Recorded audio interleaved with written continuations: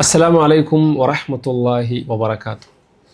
പ്രിയപ്പെട്ട പ്രേക്ഷകർക്ക് റേഡിയോ ഇസ്ലാമിൻ്റെ അതിർപ്പ പെരുന്നാളിലേക്ക് സ്വാഗതം. നമ്മോടൊപ്പം ഇന്നുള്ളത് നമുക്ക് ഈ ദിവസം അഥവാ പെരുന്നാളിൻ്റെ ദിവസം ലഭിക്കാവുന്നതിൽ വച്ച് ഏറ്റവും സ്പെഷ്യലായിട്ടുള്ള അതിഥി തന്നെയാണ് നമ്മുടെ കൂടെ ഇന്ന് വന്നിട്ടുള്ളത്. ബഹുമാനപ്പെട്ട ബദറുദ്ദീൻ പാർനൻ സാറാണ് ഇവിടെ എത്തിയിട്ടുള്ളത്. ബദറുദ്ദീൻ സാറിനെ നമുക്ക് പ്രത്യേകം ഞാൻ പരിചയപ്പെടുത്തി കൊടുക്കേണ്ട ആവശ്യമില്ല എന്നറിയാം. അദ്ദേഹത്തിൻ്റെ ഗാനങ്ങൾ ധാരാളമായിക്കൊണ്ട് മാപ്പിളപ്പാട്ടുകൾ സ്കൂൾ കലോത്സവങ്ങളിലും അതുപോലെ തന്നെ യൂണിവേഴ്സിറ്റി കലോത്സവങ്ങളിലും സജീവമായി നമ്മൾ കേട്ടിട്ടുണ്ട്. ഏതായാലും നമുക്ക് അദ്ദേഹത്തിൻ്റെ കൂടുതൽ വിശേഷങ്ങൾ ഈ പെരുന്നാൾ ദിവസത്തിൽ ചോദിച്ച് മനസ്സിലാക്കാം. എന്താണ് മദർ സർ കാര്യങ്ങളൊക്കെ പെരുന്നാൾ? വളരെ സന്തോഷം. അതിർപ്പ പെരുന്നാളിലേക്ക് എന്നെ ക്ഷണിച്ചതിലുള്ള സന്തോഷം ആദ്യം അറിയിക്കുകയാണ്. പ്രേക്ഷകർക്ക് എല്ലാവർക്കും ഈദ് മുബാറക്ക് ആശംസിക്കുന്നു. വർഷങ്ങളായിട്ട് ഈ മാപ്പിള കലാരംഗത്ത് സജീവമായിട്ടുള്ള വ്യക്തി എന്നുള്ള നിലയ്ക്ക് ചോദിക്കണം. ധാരാളം അനുഭവങ്ങൾ ഈ മേഖലയിൽ ഉണ്ടാവാം. കുറേ മാപ്പിള കല മേഖലയിൽ സജീവമായിട്ടുള്ള പ്രമുഖ വ്യക്തികളുമായി കൊണ്ടുള്ള പരിചയമുണ്ടാവാം. ഇത്തരത്തിലുള്ള എന്തെങ്കിലും അനുഭവങ്ങളും അതുപോലെ തന്നെ മറ്റുള്ള സംഗതികളൊക്കെ സൂചിപ്പിച്ചാൽ.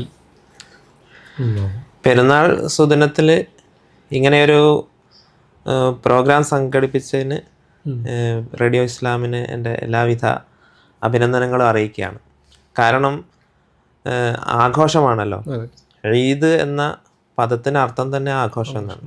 നമ്മുടെ രണ്ട് ആഘോഷങ്ങൾ, വലിയ പെരുന്നാളും ചെറിയ പെരുന്നാളും രണ്ടും ആഘോഷിക്കപ്പെടേണ്ടതാണ്.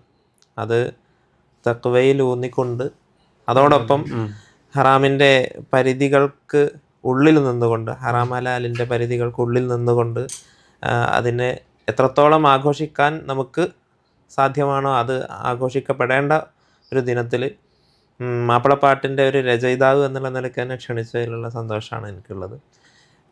മാപ്പിളപ്പാട്ട് രംഗത്ത് ഇന്ന് പ്രവർത്തിച്ചു കൊണ്ടിരിക്കുന്ന ഒട്ടുമിക്ക പ്രമുഖ വ്യക്തികളുമായിട്ട് പരിചയമുണ്ട്. അവരുമായിട്ട് നല്ല സൗഹൃദങ്ങളും അതുപോലെ തന്നെ മാപ്പിളപ്പാട്ടിൻ്റെ ക്രയവിക്രയങ്ങളും നടത്തിക്കൊണ്ടിരിക്കുന്ന ഒരു വ്യക്തി കൂടിയാണ് ഞാൻ. എൻ്റെ പാട്ടുകൾ ധാരാളം പേര് പാടിയിട്ടുണ്ട്. പുതുതലമുറയിലുള്ളവരും ഇപ്പോൾ സജീവമായി രംഗത്തുള്ളവരൊക്കെ എൻ്റെ പാട്ടുകൾ പാടിയിട്ടുണ്ട്. അതെ, നിരന്തരം നമ്മൾ ഇപ്പോൾ സ്കൂൾ കലോത്സവങ്ങളൊക്കെ ഇങ്ങനെ കേൾക്കുമ്പോൾ രചയിതാവിൻ്റെ പേര് ഇങ്ങനെ പറയുന്ന സമയത്ത് താങ്കളുടെ പേര് ഇങ്ങനെ കേൾക്കുമ്പോൾ അത് 1, 2, 3 സ്ഥാനങ്ങളിലൊക്കെ ആ പേരുകൾ കേൾക്കുമ്പോൾ സത്യം പറഞ്ഞാൽ വല്ലാത്തൊരു സന്തോഷം തോന്നാറുണ്ട്. ഏതായാലും താങ്കളൊരു അധ്യാപകനാണെന്ന് നമുക്കറിയാം. അത് കുറഞ്ഞ കാലയളവല്ല, ധാരാളം വർഷങ്ങളായിട്ട് അധ്യാപകനാണല്ലേ? 24 വർഷത്തോളമായിട്ട് കോഴിക്കോട് പരപ്പിൽ MM വൊക്കേഷണൽ ഹയർ സെക്കൻഡറി സ്കൂളിലെ അധ്യാപകനാണല്ലേ?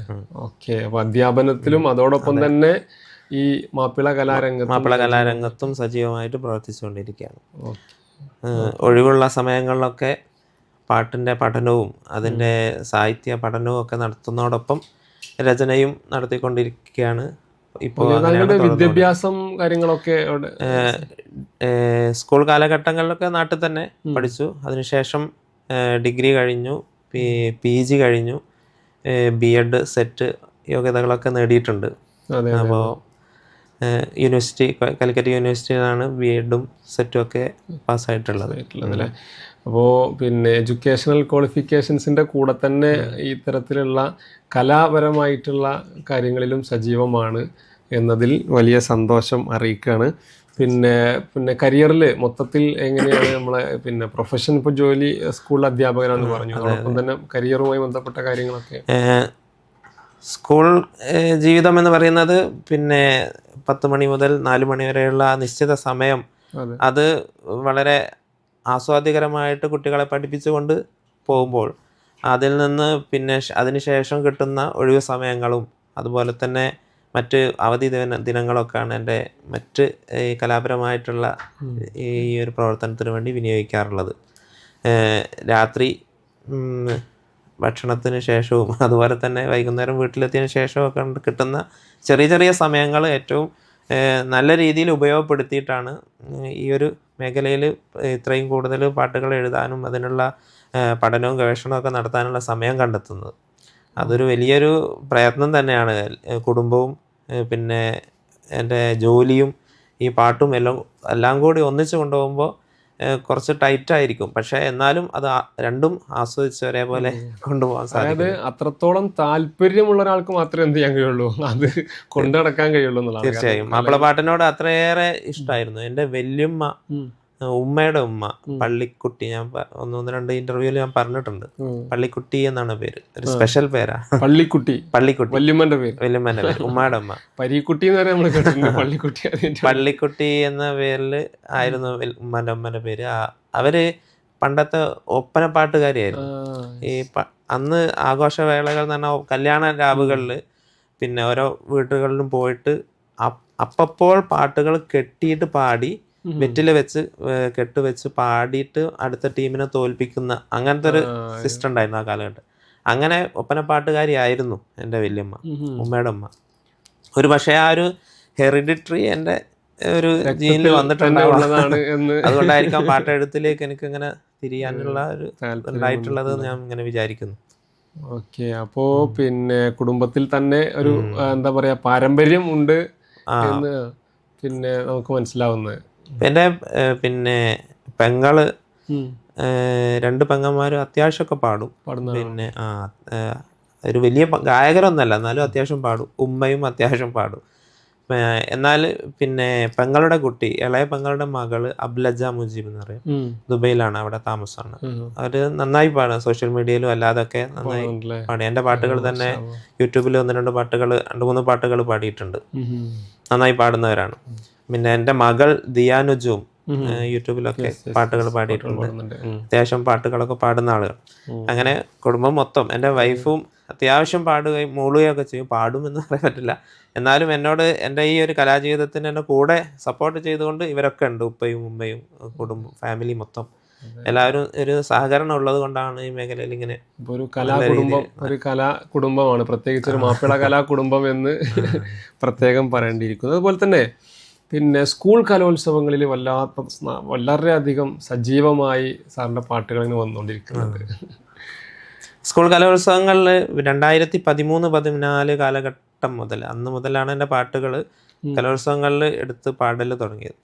അന്ന് മുതൽ ഈ 2024 വരെയുള്ള ലാസ്റ്റ് കഴിഞ്ഞ കലോത്സവം വരെ ധാരാളം കുട്ടികൾ എൻ്റെ പാട്ടുകൾ പാടി വിജയിച്ചിട്ടുണ്ട്. ഇപ്പം ലാസ്റ്റ് കഴിഞ്ഞ മത്സരത്തിൽ കലോത്സവത്തിൽ 22 കുട്ടികൾ സംസ്ഥാന കലോത്സവത്തിൽ എ ഗ്രേഡ് നേടിയിട്ടുണ്ട്. വലിയ അച്ചീവ്മെന്റ് ആണ്. അതുപോലെ തന്നെ ഇപ്പൊ ലാസ്റ്റ് കഴിഞ്ഞ ഇന്റർ സോൺ കലോത്സവത്തിൽ 1, 2, 3 സ്ഥാനങ്ങളൊക്കെ യൂണിവേഴ്സിറ്റി തലത്തിലും പാടുന്നുണ്ട്. തീർച്ചയായും. അപ്പോൾ എൻ്റെ പാട്ടുകൾ എൻ്റെ മുമ്പിൽ നിന്ന് തന്നെ പാടി കേൾക്കാൻ വേണ്ടി ഞാൻ മുമ്പൊക്കെ അങ്ങനെ വലിയ ആഗ്രഹമായിരുന്നു. അങ്ങനെ ഒരു കാലഘട്ടം ഉണ്ടാകുമോ എന്നുള്ള ഒരു ആഗ്രഹം. പക്ഷെ അത് പിന്നെ കലോത്സവങ്ങളിൽ പോയാൽ യൂട്യൂബ് തുറന്നാലൊക്കെ സാറിന്റെ പാട്ടുകൾ ഇങ്ങനെ കേൾക്കുമ്പോൾ വല്ലാത്തൊരു അഭിമാന ബോധം ഉണ്ട് അല്ലേ? തീർച്ചയായും. അങ്ങനെ ആ ഒരു ഘട്ടത്തിലേക്ക് എത്തിയത് നിരന്തരമായ പരിശ്രമവും അതുപോലെ തന്നെ ഇതിന്റെ പിന്നാലെ കൂടിയിട്ടുള്ള പഠനവുമാണ്. ഏകദേശം 8ഓളം മാപ്പിളപ്പാട്ട് കൃതികൾ ഇതിനകം രചിച്ചിട്ടുണ്ട്. പക്ഷെ ആ പാട്ടുകളൊന്നും ഞാൻ പൂർണ്ണമായിട്ടും ഒരു പുസ്തകമായിട്ട് ഇറക്കിയിട്ടില്ല എന്നുള്ളതാണ് യാഥാർത്ഥ്യം. പക്ഷെ അതിന് ഇൻഷാ അല്ലാഹ് അങ്ങനെയുള്ള ആഗ്രഹമുണ്ട്. തീർച്ചയായിട്ടും അടുത്ത എന്തെങ്കിലും ഈ മാപ്പിള ഇതിൽ അല്ലെങ്കിൽ ഈ ഒരു പിന്നെ പാട്ടുമായി ബന്ധപ്പെട്ട എന്തെങ്കിലും അപ്കമിങ് പ്രൊജക്റ്റുകളോ? ഇപ്പോൾ ചെയ്തുകൊണ്ടിരിക്കുന്നത് 3 പ്രൊജക്റ്റുകളാണ്. ഒന്ന് സീറത്തു നബവിയ എന്ന പേരിൽ പ്രവാചകൻ മുഹമ്മദ് നബി സല്ലല്ലാഹു അലൈഹി വസല്ലമയുടെ ജീവചരിത്രം വിലാദത്ത് മുതൽ വഫാത്ത് വരെയുള്ള ഒരു പിന്നെ മാപ്പിളപ്പാട്ട് കൃതി. അത് ട്രഡീഷണൽ മാപ്പിളപ്പാട്ടായിട്ട് ആ കൃതിയിലുള്ള പാട്ടുകളാണ് കൂടുതലും ഇപ്പോൾ കുട്ടികൾ പാടിക്കൊണ്ടിരിക്കുന്നത്. അതോടൊപ്പം പാരലായിട്ട് മറ്റൊരു കൃതി എന്നുള്ളത് കർബല കിസ്സപ്പാട്ട്, ഹസൻ ഹുസൈൻ റളിയല്ലാഹു അൻഹുവിന്റെ ആ ഒരു ചരിത്രവുമൊക്കെ ബന്ധപ്പെട്ടിട്ടുള്ള അതാണ് ചെയ്തുകൊണ്ടിരിക്കുന്നത്. അതിലുള്ള പാട്ടുകൾ തുടങ്ങിക്കഴിഞ്ഞു. മറ്റൊന്ന് പിന്നെ ഏറ്റവും പ്രധാനപ്പെട്ടത് എന്ന് പറയാൻ റേഡിയോ ഇസ്ലാമിൻ്റെ പ്രേക്ഷകരോട് പങ്കുവെക്കാനുള്ളത് പരിശുദ്ധ ഖുർആന്റെ സമ്പൂർണ്ണ മാപ്പിളപ്പാട്ട് ആവിഷ്കാരം എന്നുള്ളതിൻ്റെ ഒരു ആഗ്രഹമാണ്. ആ ഒരു ആഗ്രഹത്തിൽ പിന്നെ ആദ്യ സ്റ്റെപ്പുകൾ വെച്ചിട്ടുണ്ട്. പിന്നെ 8 ജുസുകൾ പൂർത്തിയായിട്ടുണ്ട്. 8 ജുസുകളിലുള്ള ആയത്തുകളുടെ ഓർഡർ ആയിട്ട് തന്നെ പിന്നെ ആയത്തുകളുടെ മാപ്പിളപ്പാട്ട് ആവിഷ്കാരം, ആശയങ്ങൾ ഉൾപ്പെടുത്തിയിട്ട് ആശയങ്ങള് നേർക്ക് നേരെ അത് മാപ്പിളപ്പാട്ടായിട്ട് ചെയ്തുകൊണ്ടിരിക്കുകയാണ്. 8 ജുസുകൾ പൂർത്തിയായിട്ടുണ്ട്.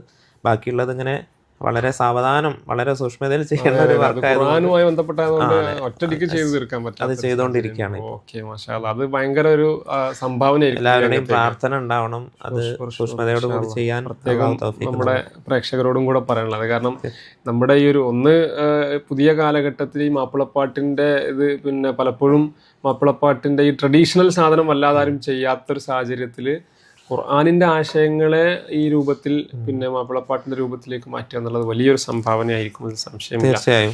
ഇതിൽ ഈ തിരുവേദ സാരമാല എന്നാണ് ഖുർആന്റെ സമ്പൂർണ്ണ മാപ്പിളപ്പാട്ട് ആവിഷ്കാരം എന്ന് ഞാൻ ഉദ്ദേശിക്കുന്നത്. അപ്പോൾ സമ്പൂർണ്ണമായിട്ടേ അത് പറയാൻ പറ്റും. തിരുവേദ സാരമാല, തിരുവേദത്തിന്റെ സാരം ഒരു മാലയായിട്ട് കോർത്ത് ഇങ്ങനെ എഴുതാണ്. ഒറ്റപ്പാട്ടല്ല, വ്യത്യസ്ത പാട്ടുകളായിട്ട് ഇങ്ങനെ ചെയ്തുകൊണ്ടിരിക്കുകയാണ്. അത് പിന്നെ ട്രഡീഷണൽ ഇശലുകളിലാണ് ചെയ്യുന്നത് എങ്കിലും അത് ട്രഡീഷണൽ ഭാഷയിലല്ല, അത്യാവശ്യം ഗ്രാഹ്യമാവുന്ന മലയാളത്തിൽ തന്നെയാണ് ചെയ്തുകൊണ്ടിരിക്കുന്നത്. എന്റെ ട്രഡീഷണൽ മാപ്പിളപ്പാട്ടുകളാണ് കൂടുതൽ എല്ലാവരും കേട്ടിട്ടുണ്ടാവുക. അപ്പോൾ അതിനോടൊപ്പം ഇത്തരം പാട്ടുകളും ചെയ്തുകൊണ്ടിരിക്കുന്നുണ്ട്. അപ്പോൾ അത് എത്രയും പെട്ടെന്ന് തന്നെ അത് പിന്നെ സംഭവിക്കട്ടെ എന്ന് ആത്മാർത്ഥമായിട്ട് പ്രാർത്ഥിക്കണം. ഏതായാലും നമുക്കൊരു പിന്നെ ഗാനം, പെരുന്നാൾ ദിവസമൊക്കെയാണ്, അപ്പോൾ ഒരു പിന്നെ മാപ്പിളപ്പാട്ട്. മാപ്പിളപ്പാട്ട് എൻ്റെ പാട്ട് പെരുന്നാളിന് വേണ്ടിയിട്ട് തീർത്ഥ സുരേഷ് പാടിയിട്ടുള്ള ഒരു പാട്ട് തന്നെ ഉണ്ട്. അപ്പോ ആ പാട്ട് തന്നെ നമുക്ക് അതന്നെ ഇന്ന് പ്രേക്ഷകർക്ക് അതന്നെ നമുക്ക് സമ്മാനിക്കാം, പെരുന്നാൾ സമ്മാനം എന്ന നിലയ്ക്ക്. തീർച്ചയായും കേട്ടിട്ട് വരാം.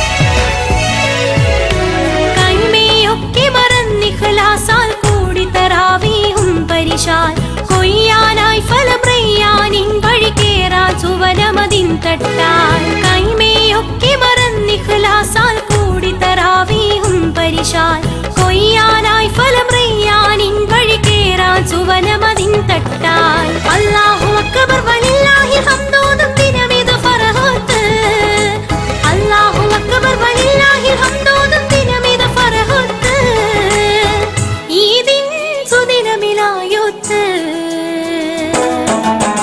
ശവ്വാലം വിളിമാനത്ത് ആമോദത്തിരി ചുണ്ടത്ത് മോക്ഷത്തിൻ്റെ പകലൊടുവിൽ ഈദുൽ ഫിത്തറിത ചാരത്ത്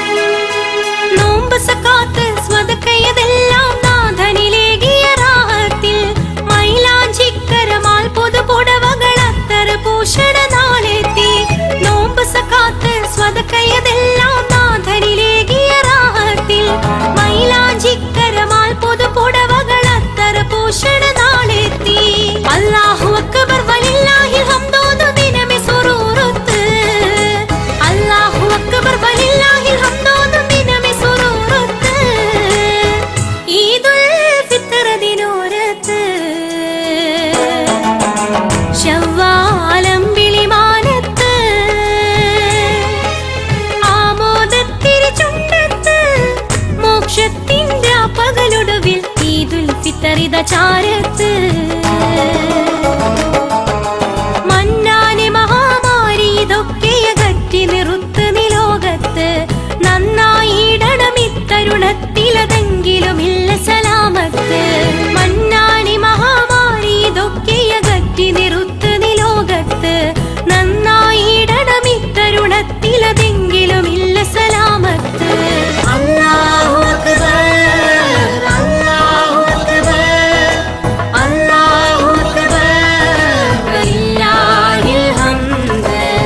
ശവ്വാലം വിളിമാനത്ത്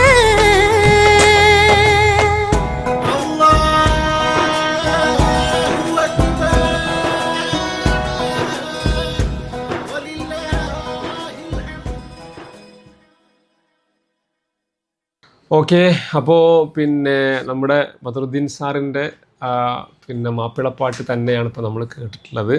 അതും പെരുന്നാളുമായി ബന്ധപ്പെട്ട പാട്ട് തന്നെയാണ്. അപ്പോൾ ഏതായാലും പിന്നെ ഈ പാട്ട് കേട്ടപ്പോൾ തന്നെ മനസ്സിലായിട്ടുണ്ടാവും എന്ത് നമ്മുടെ പിന്നെ ബദറുദ്ദീൻ സാറിൻ്റെ പാട്ടുകളുടെ ഒരു ലെവലും റേഞ്ചും നമുക്ക് മനസ്സിലായിട്ടുണ്ടാവും. ഏതായാലും പിന്നെ നമുക്ക് ഈ പുതിയ കാലഘട്ടത്തിൽ ഈ സിനിമകളിൽ വല്ലാതെ മാപ്പിളപ്പാട്ടുകൾ ധാരാളമായി കൊണ്ടുവരുന്നു. അതിന് വമ്പൻ സ്വീകാര്യത യൂട്യൂബിലാണെങ്കിലും പിന്നെ എല്ലാ തലമുറയിലും ഉള്ള ആളുകൾക്ക് അത് സ്വീകാര്യത കിട്ടുന്നു എന്നുള്ളതൊക്കെ ഒരു മാപ്പിളപ്പാട്ട് പിന്നെ ഏത് വിഭാഗം ആളുകൾക്കും സ്വീകാര്യമാകുന്ന ഒരു മേഖലയാണ്. കാരണം അതുകൊണ്ട് തന്നെയാണ് ഈ തിരഞ്ഞെടുപ്പുകളിലും അതുപോലെ തന്നെ മറ്റു മേഖലകളിലൊക്കെ ഒരു പാട്ട് വേണം എന്ന് പറഞ്ഞാൽ ആദ്യമായിട്ട് അവർ ചൂസ് ചെയ്യുക മാപ്പിളപ്പാട്ടായിരിക്കും. അപ്പോൾ ജനങ്ങളുടെ ഹൃദയങ്ങളിലേക്ക് വേഗം ചെന്ന് ഇറങ്ങാൻ പറ്റുന്നത് അതിൻ്റെ മാപ്പിളപ്പാട്ടിൻ്റെ ഈണങ്ങളാണ്. അതിനാണ് ഇശൽ എന്ന് പറയാം. ആ മാപ്പിളപ്പാട്ടിൻ്റെ ഇശലുകൾ തന്നെയാണ് ഒട്ടുമിക്ക പിന്നെ സിനിമകളെ, ഇന്ന് കാണുന്ന സിനിമകളെ പോലും പിന്നെ മുന്നോട്ട് പോകാൻ സഹായിക്കുന്നത്. ഇന്നത്തെ ഒരു സിനിമ ഉണ്ടെങ്കിൽ ആ സിനിമയിൽ പിന്നെ ഇത്തരം ഒരു പാട്ടുണ്ടെങ്കിൽ അതിനൊരു കൂടുതൽ ഹൈപ്പ് കിട്ടുന്ന ഒരു കാലഘട്ടമാണ്. അപ്പോൾ ഈ മാപ്പിളപ്പാട്ടിന് ഇങ്ങനെ കുറേ സാധ്യതകളുണ്ട്. അതിന് പ്രധാന കാരണം അത് പിന്നെ മാപ്പിളപ്പാട്ടിൻ്റെ ഈണം തന്നെയാണ്. അതിൻ്റെ സാഹിത്യ ഭംഗിയും അതുപോലെ തന്നെ ഈണവും കൂടി ഒന്നിച്ച് ചേർന്നാൽ മാപ്പിളപ്പാട്ടോളം ഭംഗിയുള്ള മറ്റൊരു ഗാനശാഖ വേറെ ഉണ്ട് എന്ന് നമുക്ക് തോന്നുന്നില്ല. അതുകൊണ്ട് തന്നെ ആ ഓരോ പാട്ടുകളും യൂട്യൂബിലൊക്കെ മില്യൺസ് ആണ് വ്യൂസ് വരുന്നത്. ധാരാളം ആളുകൾ കണ്ടിന്യൂസ് ആയിട്ട് തുടർച്ചയായി കേൾക്കുന്നു എന്നുള്ളതാണ്, മടുപ്പ് വരാതെ. അതെ, റിപ്പീറ്റ് വാല്യൂ എന്ന് പറയും. അങ്ങനെ ഒരു ആവർത്തിച്ച് കേൾക്കുവാൻ തോന്നുന്ന ഈണങ്ങളാണ് മാപ്പിളപ്പാട്ടിനുള്ളത്. അതുകൊണ്ട് തന്നെയാണ് പിന്നെ ഈ ഒരു മേഖല ഇത്രയും പുഷ്ടിപ്പെട്ട് നിൽക്കുന്നത്. ഇന്ന് മറ്റൊരു മേഖലയും ഇത്രത്തോളം കലാകാരന്മാരും ഇത്രത്തോളം പിന്നെ ഇതുകൊണ്ട് ജീവിക്കുന്നവരും മാപ്പിളപ്പാട്ട് കൊണ്ട് ഗായകരായിട്ടും അതുപോലെ തന്നെ ഇതിന്റെ മേഖലയിൽ പ്രവർത്തിച്ചു കൊണ്ടും ജീവിക്കുന്നത് മാപ്പിളപ്പാട്ടും മാപ്പിള കലകളും അതുമായി ജീവിക്കുന്നത് ധാരാളം പേരുണ്ട്. അത് ഈ ഒരു പ്രത്യേകത ഉള്ളത് കൊണ്ട് തന്നെയാണ്. അതെ അതെ. അപ്പോൾ അതില് നമ്മൾ സിനിമയിലൊക്കെ കാണുന്ന മാപ്പിളപ്പാട്ട് എന്ന് പറയുന്നത് അതൊരു പ്യുവർ മാപ്പിളപ്പാട്ടായിട്ടല്ല സിനിമയിൽ പലപ്പോഴും വരുന്നത്. അതിലേക്ക് പല മ്യൂസിക്കുകൾ ആഡ് ചെയ്തിട്ടും DJ ടൈപ്പ് സാധനങ്ങളൊക്കെയാണ് വരുന്നത്. എന്നാൽ അതിന്റെ ഉള്ളിൽ ആ മാപ്പിളപ്പാട്ട് ഒരു അസിലുണ്ട് എന്നുള്ളതുകൊണ്ടാണ് അത് നമുക്ക് ഭയങ്കര ആക്സെപ്റ്റൻസ് കിട്ടുന്നത്. അപ്പൊ ഈ തനതായ മാപ്പിളപ്പാട്ടിന്റെ ഒരു ഭാവി എന്താണ് ശരിക്ക്? ഈ തനത് മാപ്പിളപ്പാട്ട് എന്നതുകൊണ്ട് ഉദ്ദേശിക്കുന്നത് മാപ്പിളപ്പാട്ടിന് ഒരു പൈതൃകമുണ്ട്. ആ പൈതൃകം എന്ന് പറയുന്നത് തനത് മാപ്പിളപ്പാട്ടുകൾ എന്നുള്ളതാണ്. എന്ന് പറഞ്ഞാൽ അതിന്റെ തുടക്കം എന്ന് പറയുന്നത് പിന്നെ ഖാദി മുഹമ്മദിന്റെ മുഹ്യിദ്ദീൻ മാലയിൽ തുടങ്ങി എന്നാണ് പറയപ്പെടുന്നത്. ആദ്യത്തെ മാപ്പിളപ്പാട്ടായിട്ട് അതിനെ ഗണിക്കാവുന്നതാണ്. എന്നാൽ അതിനുശേഷം വന്ന ആ ഒരു ഈണ പാരമ്പര്യം, ആ ഒരു ഇശൽ പാരമ്പര്യം പിന്നീട് വന്ന് പിന്നെ ഇന്ന് സിനിമകളിൽ വരെ എത്തി നിൽക്കുന്ന ഒരു കാലഘട്ടമുണ്ട്. അതിൻ്റെ ഇടക്ക് പിന്നെ ഈ അറബി മലയാള സാഹിത്യത്തിലാണ് ഈ രചനകളൊക്കെ ആ കാലഘട്ടങ്ങളിൽ ഏകദേശം 1900 വരെയുള്ള ആ ഒരു കാലഘട്ടങ്ങളിൽ അങ്ങനെ തന്നെയാണ് ഉണ്ടായിരുന്നത്. അതിനുശേഷം പുലിക്കോട്ടിൽ ഹൈദർ പോലുള്ള കവികൾ 1972 വരെ ഇത്തരം പാട്ടുകൾ എഴുതിയിട്ടുണ്ട്, ട്രഡീഷണൽ മാപ്പിളപ്പാട്ട്. അത് അറബി മലയാള സാഹിത്യത്തിലായിരുന്നു. അതിനുശേഷം 1960-70കളിലൊക്കെ മലയാളത്തിൽ ഈ ഈണങ്ങൾ കടമെടുത്തുകൊണ്ട് മലയാളത്തിൽ ആ ഇശലുകൾ കടമെടുത്തുകൊണ്ട് പാട്ടുകൾ എഴുതി. അപ്പോൾ കൂടുതൽ സ്വീകാര്യത അതിന് വന്നു തുടങ്ങി. അപ്പോൾ രണ്ടും തനത് മാപ്പിളപ്പാട്ടിൻ്റെ ഭാഗങ്ങൾ തന്നെയാണ്. മറ്റത് ട്രഡീഷണൽ മാപ്പിളപ്പാട്ടാണ്. ആ ഇശലിൽ വീണ്ടും പുതിയ മലയാളത്തിലുള്ള പാട്ടുകൾ വരുമ്പോൾ കൂടുതൽ സുഗ്രാഹ്യത ഉണ്ടാവും. മറ്റത് പിന്നെ അറബി മലയാള സാഹിത്യമായതുകൊണ്ട് അതിൻ്റെതായിട്ടുള്ള ചെറിയ പിന്നെ ഗ്രാഹ്യത കുറവ് അതിലുണ്ടാവും എന്നുള്ളത് മാത്രമാണ്. പക്ഷേ അടിസ്ഥാനം ഈ അറബി മലയാള സാഹിത്യത്തിലുള്ള ഈ പാട്ടുകൾ തന്നെയാണ്. അപ്പൊ അതിനെ തള്ളാൻ പാടില്ല, എന്നാൽ അത് വെച്ചുകൊണ്ട് പുതിയ തരത്തിലുള്ള പാട്ടുകളും രചിക്കണം എന്നുള്ളതാണ് എൻ്റെ ആഗ്രഹം. അതായത് ഒരു കണക്കിന് നോക്കുമ്പോൾ ഇത്തരത്തിലുള്ള ഈ സിനിമകളിലും മറ്റ് മീഡിയകളിലും ഒക്കെ ഇത്തരം പാട്ടുകൾ മിക്സ് ആയിട്ടാണ് വരുന്നതെങ്കിലും ആ മാപ്പിളപ്പാട്ടിന്റെ അസിൽ അതിൽ പിന്നെ പലപ്പോഴും ഉള്ളത് കൊണ്ട് തന്നെ ഒരു സ്വീകാര്യത ലഭിക്കുന്നുണ്ട് എന്നുള്ളതിൽ സംശയമൊന്നുമില്ല. ഏതായാലും പിന്നെ ഈ മാപ്പിളപ്പാട്ടിന്റെ ലോകം എന്ന് പറയുന്നത് ഒരു വലിയ ലോകമാണ് ശരിക്ക്. കുറേ പിന്നെ ആളുകളും അതുപോലെ തന്നെ ഇതിന്റെ പുറകെ കൂടാൻ കുറേ ആളുകളുണ്ട് എന്നുള്ളതാണ് ഒരു കലയെ പിന്നെ അതിന്റെ ഒരു അത് പാടുന്നവരുണ്ട്, അത് കമ്പോസ് ചെയ്യുന്നവരുണ്ട്, പിന്നെ അതോടുകൂടി അത് റെക്കോർഡിങ് ചെയ്യാനുള്ള സിസ്റ്റങ്ങളും കാര്യങ്ങളൊക്കെ അതുമായി ജീവിക്കുന്നവരുണ്ട്, ഗായകരുണ്ട്, പിന്നെ ഇതുകൊണ്ട് മാത്രം സെലിബ്രിറ്റികളായിട്ട് ജീവിക്കുന്ന അങ്ങനെ സെലിബ്രിറ്റികളായിട്ട് സമൂഹത്തിൽ അറിയപ്പെടുന്ന വലിയ വലിയ വ്യക്തിത്വങ്ങളുണ്ട്. ഇപ്പം കണ്ണൂർ ഷെരീഫ് ഖാനെ പോലെ, റഹനത്തിനെ പോലെ അങ്ങനെ അറിയപ്പെടുന്ന ഐക്കോണിക് ആയിട്ട് നമുക്ക് എടുത്തു പറയാൻ പറ്റുന്ന ആൾക്കാർ ഈ ഗാനശാഖയിൽ മാത്രമുണ്ട്. അപ്പോൾ മറ്റൊരു ഗാനശാഖയിലും അത്രത്തോളം ഒരു സെലിബ്രിറ്റി ആയിട്ട് കൊണ്ടുനടക്കാൻ പറ്റുന്ന ഒരു ഗാനശാഖ പോലും ചിലപ്പോൾ ഉണ്ടായിന്ന് വരും.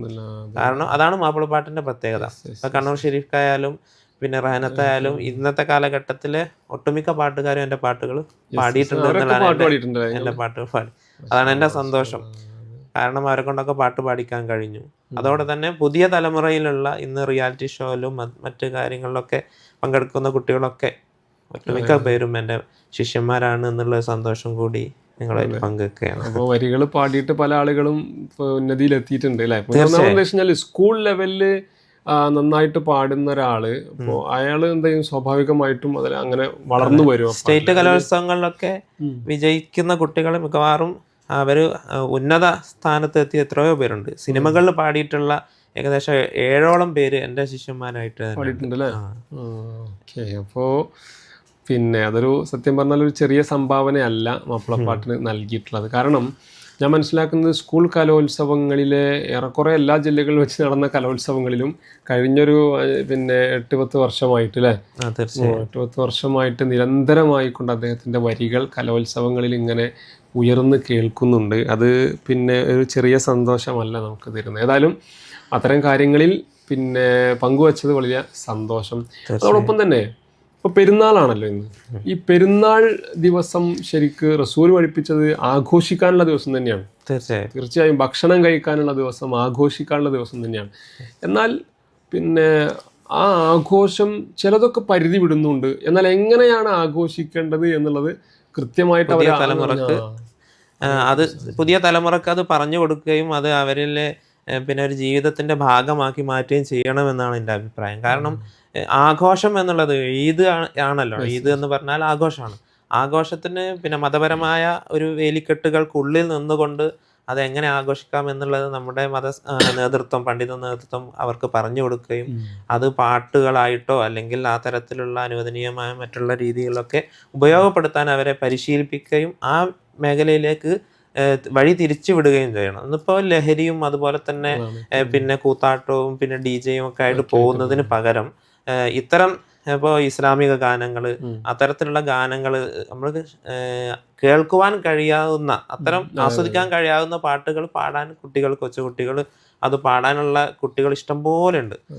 മഹല്ല് തലത്തിൽ തന്നെ അത്തരം ഒരു സംവിധാനം ഉണ്ടാക്കാൻ എല്ലാ കമ്മിറ്റികളും പിന്നെ മതസംഘടന നേതൃത്വത്തിലുള്ള ആളുകളൊക്കെ ഒന്ന് ശ്രമിച്ചാൽ ആ ഏരിയയിലുള്ള ആ കുട്ടികളെങ്കിലും നമുക്ക് ഈ ഒരു പരിധിയിലേക്ക് കൊണ്ടുവരികയും ആ ഒരു ആസ്വാദനത്തിന്റെ മേഖല വിപുലപ്പെടുത്തുകയും ചെയ്യാം. ഇതിപ്പോ എന്ന് പറഞ്ഞു കഴിഞ്ഞാൽ പെരുന്നാളായി കഴിഞ്ഞാൽ വീട്ടിലാരുമില്ല, എല്ലാവരും യാത്ര, ടൂർ, ട്രിപ്പ് അങ്ങനെയാണ് പോകുന്നത്. ശരിക്കും ഈ പെരുന്നാൾ എന്ന് പറഞ്ഞു കഴിഞ്ഞാൽ അയൽവാസികളും നാട്ടുകാരും എല്ലാവരും ചേർന്നിട്ട് ഒരു മെഹഫിലൊക്കെ സംഘടിപ്പിച്ചാൽ ഉണ്ടാകുന്ന ഒരു സന്തോഷം ഭയങ്കര അല്ലേ. അത് ഒരു മണിക്കൂറാണെങ്കിലും അങ്ങനെയൊന്ന് ഒരു നാട്ടിൽ ഒരു കൂട്ടായ്മ ഉണ്ടെങ്കിൽ അത് നല്ല പാട്ടുകൾ പാടുകയും എല്ലാവരും അവതരിപ്പിക്കുകയും കേൾക്കുകയും ആസ്വദിക്കുകയൊക്കെ ചെയ്യുന്ന ഒരു കൂട്ടായ്മ ഉണ്ടായാൽ അത് വലിയ സന്തോഷമായിരിക്കും. അങ്ങനെ ഒരു ആഘോഷമായിട്ട് പെരുന്നാളുകൾ മാറ്റപ്പെടണം. പണ്ട് കാലത്ത് റസൂലുള്ളാഹിന്റെ കാലത്തൊക്കെ കല്യാണത്തിനൊക്കെ ആയിഷ ബീവിയോട് റസൂലുള്ളാഹി ചോദിക്കുന്നുണ്ട്, ആയിഷ നീ അവരുടെ കൂടെ പിന്നെ പാട്ടുകാരത്തികളെ പറഞ്ഞയച്ചിട്ടില്ലേ എന്ന് ചോദിക്കുന്നുണ്ട്. മദീനക്കാർക്ക് പാട്ട് ഇഷ്ടമാണെന്ന് അറിയില്ലേ. അപ്പൊ പാട്ടിഷ്ടമുള്ള ആളുകൾക്ക് അത് ആസ്വദിക്കാനുള്ള അനുവാദം റസൂൽ നൽകിയിട്ടുണ്ട്, ദഫ് മുട്ടി പാടിയിട്ടുണ്ട്. അപ്പോ ആ അനുവദനീയമായ സംഗതികളുടെ ആ പരിധികൾക്കുള്ളിൽ നിന്നുകൊണ്ട് ഇത് ആസ്വദിക്കാനുള്ള അവസരം അവർക്ക് കൊടുക്കണം എന്നാണ് റസൂലുള്ളാഹി അതിൽ പറഞ്ഞത് എന്നാണ് ഞാൻ മനസ്സിലാക്കിയത്. ആ ഒരു അവസരം തീർച്ചയായിട്ടും എല്ലാവർക്കും ഉണ്ടാവട്ടെ. അത് ശരിക്കും ഇന്നിപ്പോ പെരുന്നാൾ ദിവസമാണ് ഇപ്പൊ നമ്മൾ സംസാരിക്കുന്നത്. അപ്പോ ഈ ദിവസം ചിലപ്പോൾ അത് പ്ലാൻ ചെയ്യാൻ കഴിഞ്ഞോണമെന്നില്ല. അടുത്ത പെരുന്നാളിലെങ്കിലും നമ്മൾ മഹല്ല് സംവിധാനം ഉപയോഗിച്ചുകൊണ്ടോ അതല്ലെങ്കിൽ പ്രസിഡൻസ് അസോസിയേഷൻ ഒക്കെ ധാരാളം ഉള്ള സാഹചര്യമാണ്, അങ്ങനെ ഉപയോഗിച്ചുകൊണ്ടൊക്കെ പെരുന്നാൾ ദിവസം നമ്മുടെ നാട്ടിൽ നമ്മുടെ കുടുംബം നമ്മുടെ നാട്ടുകാരടങ്ങിയിട്ടുള്ള സിസ്റ്റം വരണം എന്നുള്ളത് തന്നെയാണ് തീർച്ചയായും ആവശ്യമുള്ളത്. ഇനിയിപ്പോ ഇന്ന് ചെയ്യാൻ പറ്റിയത് നമുക്ക് നമ്മുടെ വീട്ടിൽ അല്ലെ കുടുംബത്തിൽ ഒരു ഉപ്പയും ഉമ്മയും പിന്നെ അതുപോലെ തന്നെ കുടുംബക്കാരൊക്കെ ചേർന്നിട്ട് ഒരു പാട്ട് പാടിയാൽ എന്ത് സന്തോഷം ഉണ്ടാവും. ഇത് പാട്ട് അറിയാത്തവർ പാടുമ്പോഴും അതിൽ ഭയങ്കര സന്തോഷമാണ്. ഖുർആൻ ഓതിയാല് 2 പുണ്യം ഉണ്ടെന്ന് അറിയുന്നവന് ഓതിയാൽ അതിന്റെ കൂലി, അറിയാത്തവൻ തപ്പി തടഞ്ഞ് ഓതിയാലും അതിന് 2 കൂലി ഉണ്ടെന്ന്. അതേപോലെയാണ് ഇത് തപ്പി തറഞ്ഞു പാടിയാലും അത് ആസ്വദിക്കാനും ചിരിക്കാനും തമാശാക്കാനും ഒക്കെ അവിടെ ഒരു കുടുംബത്തിന്റെ ഒരു കെട്ടുറപ്പിനൊക്കെ അത് നല്ലതായിരിക്കും എന്നാണ് എൻ്റെ അഭിപ്രായം. ഇൻഷാ അല്ലാഹ്. ഏതായാലും പിന്നെ ഈ പെരുന്നാൾ ദിവസത്തിൻ്റെ സന്തോഷം ഞാൻ നമ്മുടെ ബദറുദ്ദീൻ സാറിൻ്റെ കൂടെ എല്ലാവരോടും പങ്കുവെക്കുകയാണ്. ഈ ദിവസം ബദറുദ്ദീൻ സാറ് നമുക്ക് പിന്നെ എന്താ പറയുക ഇൻ്റർവ്യൂ അനുവദിച്ചു തന്നതിൽ തന്നെ വലിയ സന്തോഷം ഞങ്ങൾ രേഖപ്പെടുത്തുകയാണ്.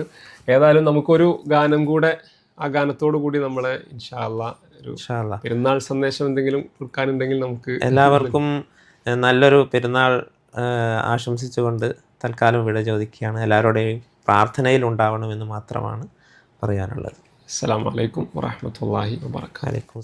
കതിർത്വലബന തകതിമി കിളി വിളി കിളിയൊളി റസൂലുള്ള ബിദറൊളി വിളി ബദനുമെ ബഹുമതി ചമി തങ്കരലിയല്ല ബിദമി തനുമെ ഇതുമെ നിദമെ കരമിൽ ബരമെ സോഫിയല്ല ചതുർവിധം ഹര ബൊളി തലമിലും ഹലെ മനസ്സിലും തക തക ബിണ്ട് കണ്ട് കൊണ്ട് ബിണ്ട് മഹിന്ദരെ കണ്ട് ശിരസിലും പക പക അലയൊളി അലിഗാസ തിഫലുമെ നോക്ക് കൈസ ആദരന സുമെ നീസാ ആദമില്ലക്ക് വലീസാ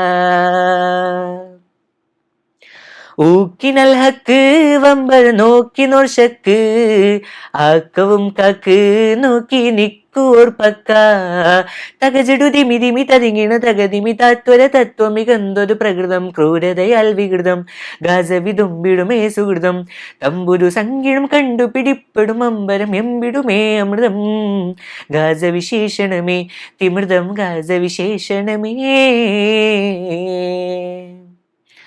കതിർത്വലബന തകതിമി കിളി വിളി കിളിയൊളി റസൂലുള്ള ബിദറൊളി വിളി ബദനുമെ ബഹുമതി ചമി തങ്കരലിയല്ല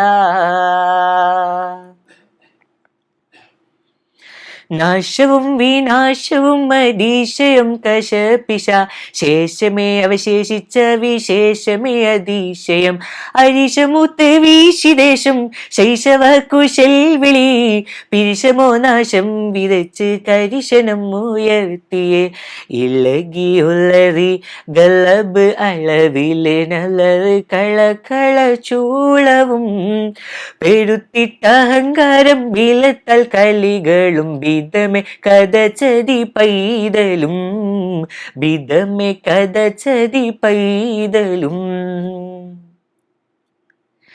തള്ളിയുള്ളം കൊള്ളു പൊള്ളെ പൊള്ളിയുള്ളിൽ ബിള്ളലെ തങ്കമങ്കി ലെങ്കി നാളുകൾ തേങ്ങി മങ്ങിയ വിങ്ങലെ ഉമ്മമാരില് അങ്ങിലാവില് ഉള്ള നാൾ ബിത ചങ്ങല പിഞ്ചു പൈതം കെഞ്ചി പെങ്ങളും സഞ്ചരിക്കും തേങ്ങലെ ഉടലും കുടിലും ഇടിപ്പൊടി പിടി തിടുക്കമൊടുക്കലും തവക്കലായി അതന് ബിതമെ സുരൂറ് ഒരു ദുരു കൊടിയ വഞ്ചനമുവക്കതായി കൊടിയ വഞ്ചനമുവക്കതായി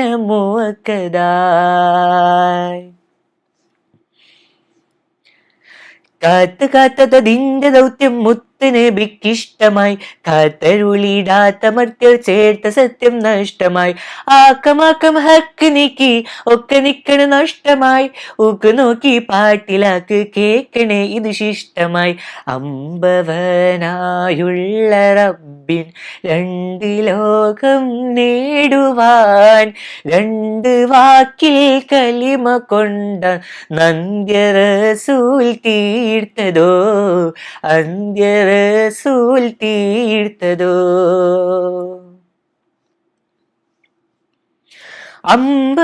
അമ്പവനായുള്ള റബ്ബിൻ